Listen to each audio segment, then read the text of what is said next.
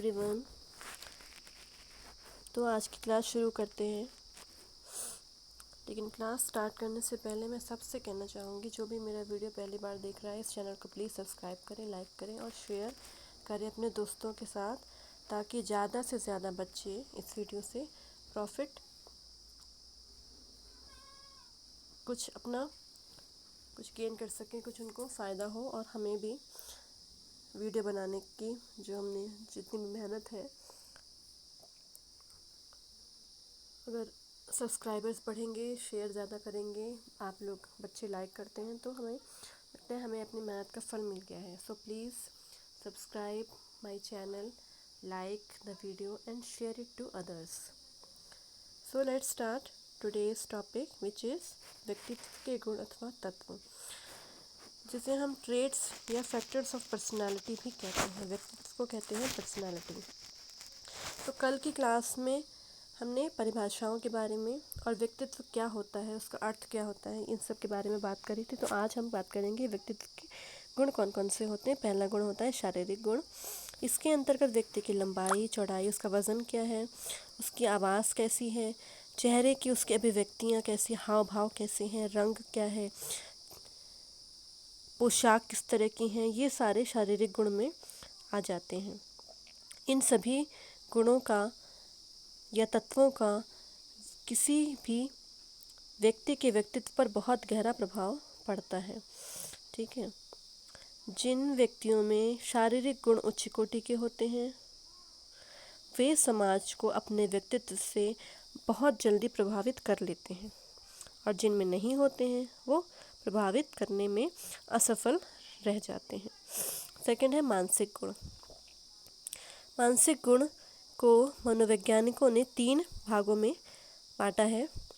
सबसे पहला है ज्ञान, इच्छा और थर्ड भाग होता है क्रिया। अब ज्ञान का क्या रूप होते हैं? बुद्धि। ठीक है।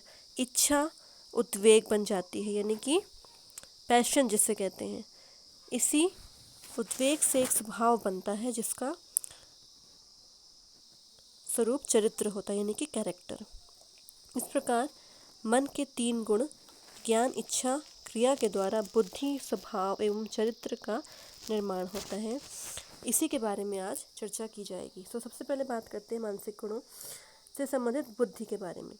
बुद्धि एक बहुत प्रधान गुण होता है किसी भी इंसान के व्यक्तित्व का। बुद्धि, ज़्यादातर व्यक्ति सामान्य बुद्धि के ही पाए जाते हैं, इसलिए उनका व्यक्तित्व भी सामान्य ही होता है, नॉर्मल ही होता है। जो मंद बुद्धि व्यक्ति होते हैं उनका व्यक्तित्व भी निम्न कोटि का ही होता है। और इसके विपरीत जो व्यक्ति उत्कृष्ट बुद्धि के होते हैं, यानी कि जिनकी बुद्धि श्रेष्ठ होती है, तो वो अपने व्यक्तित्व से समाज को प्रभावित कर लेते हैं। फिर दूसरा है स्वभाव। अब स्वभाव भी मनोवैज्ञानिकों ने 4 प्रकार के बताए हैं। पहला है आशावादी, निराशावादी, चिड़चिड़े एवं अस्थिर। विद्वानों का यह विचार है कि जो अंतःस्रावी ग्रंथियाँ होती हैं उससे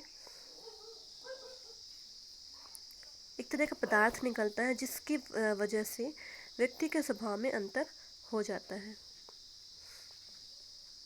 फिर नेक्स्ट है चरित्र।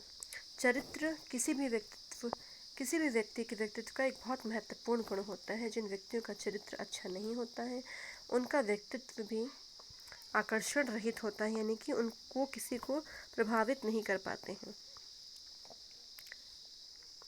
ये इस तरह के व्यक्ति समाज के लिए भार ही होते हैं। फॉर एग्जाम्पल, उदाहरण के लिए जैसे गांधी जी हो गए, नेताजी सुभाष चंद्र बोस हो गए, ये सब दुबले पतले शरीर वाले व्यक्तित्व वाले थे, लेकिन इनका चरित्र इतना ज़्यादा ऊंचा था कि आज भी विश्व में इनकी पूजा होती है, इनको लोग बहुत सम्मान देते हैं। सामाजिकता। अब नेक्स्ट गुण होता है सामाजिकता। व्यक्तित्व का विकास। किसी भी व्यक्ति के जो व्यक्तित्व का विकास होता है वो समाज में ही होता है, सामाजिक वातावरण के बीच ही होता है, इसलिए व्यक्तित्व का महत्वपूर्ण गुण होता है ये।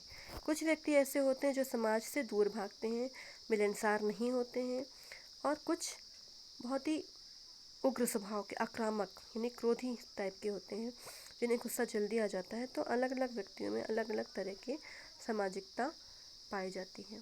फिर नेक्स्ट है सशक्तता या दृढ़ता, जिसे हम फोर्सफुलनेस या परसिस्टेंस भी कहते हैं।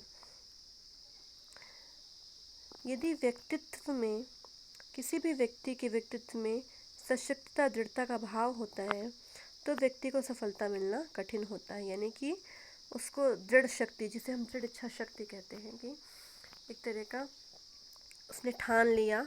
फॉर उदाहरण के लिए, फॉर एग्जांपल, कि व्यक्ति को अगर कुछ एक लक्ष्य निर्धारित करना होता है, उस लक्ष्य के हिसाब से अपना पूरा एक दिनचर्या बनानी पड़ती है उसको, और ठोस कदम उठाने पड़ते हैं, निर्णय लेना पड़ता है, सशक्त रहना पड़ता है। कि हम, बहुत सारी कठिनाइयाँ आती हैं, लेकिन व्यक्ति को दृढ़ता के साथ अपने लक्ष्य की ओर बढ़ना पड़ता है, और जो वो लक्ष्य को पूरा कर लेते हैं तभी सफल होते हैं। जैसे कि सुभाष चंद्र बोस, स्वामी विवेकानंद, शिवाजी, महाराणा प्रताप, ये सभी अपने अपने क्षेत्र में इसीलिए विजय हुए क्योंकि उनमें दृढ़ता का गुण था। इसलिए ये बहुत ही महत्वपूर्ण गुण होता है। तो आज के लिए बस इतना ही। Thank you.